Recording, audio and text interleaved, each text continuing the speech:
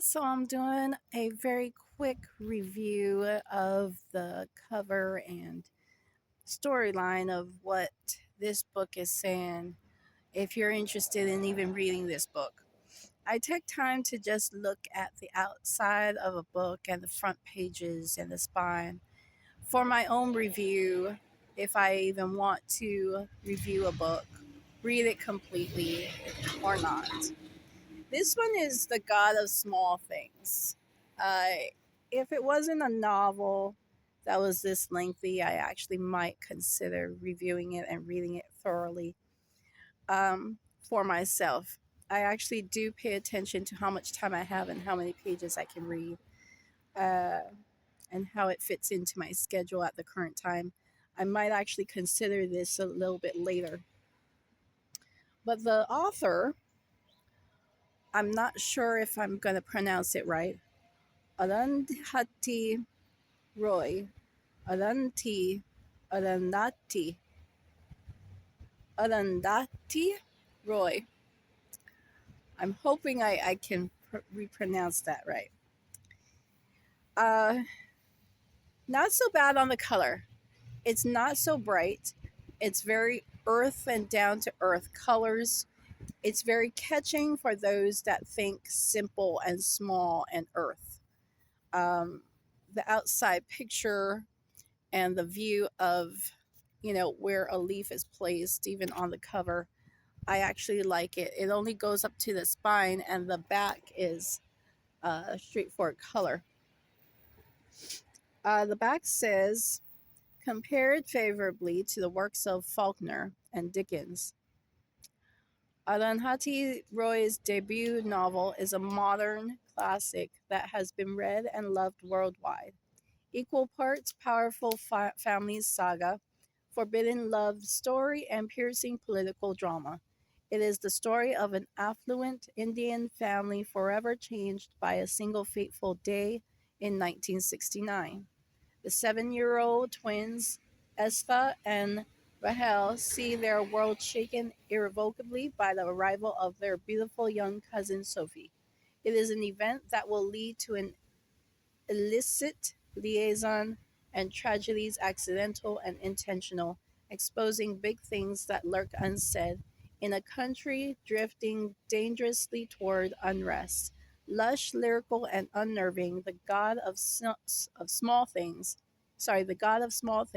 is an award-winning landmark that started for its author an esteemed career of fiction and political commentary that continues unabated. At this time, I don't have time to read the book, but it was worth a stop to review and consider that I will end up reading this book. The front pages, right from the get go, there's praise from other people, and then there's the cover page, front cover page with other books that are written, and then the other front cover page. Now, behind that, there's the dedication and everything for it. The God of Small Things is a work of fiction. This is what I thought was really interesting about this one. The characters in it are fictional. Liberties have been taken with the locations of rivers, level crossings, churches, and crematoriums. It's very rare that I read that in the type of books that I read. So, those that have seen that before, you're probably way ahead in that type of genre of reading. I'm very surprised at how it's worded because it starts with liberties have been taken. Of course, the viewpoint of rivers and geography has to be accounted for if it does get included. Dedication. This part actually struck me very interestingly. For Mary Roy, who grew me up, who taught me to say excuse me before interrupting her in public, who loved me enough to let me go. I love that part very much. For LKC, who, like me, survived. Thank you for that dedication and that view of being able to say excuse me just in that type of a dedication. The next page is a page of a thought and a wonderment of a quote.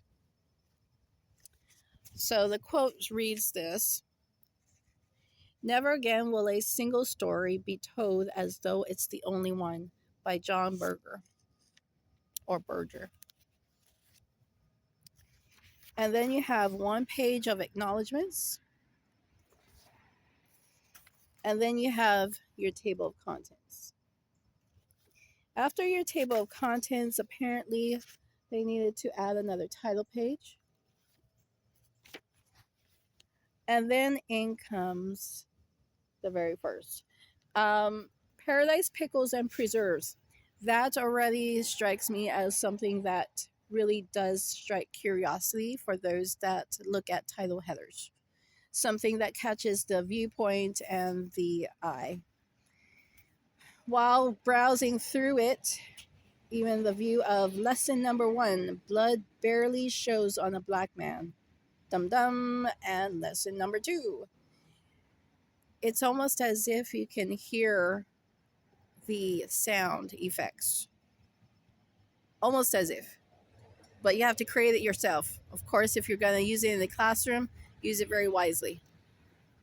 Good enough to make me interested to take another peek when I have a bit more time. Have a good one.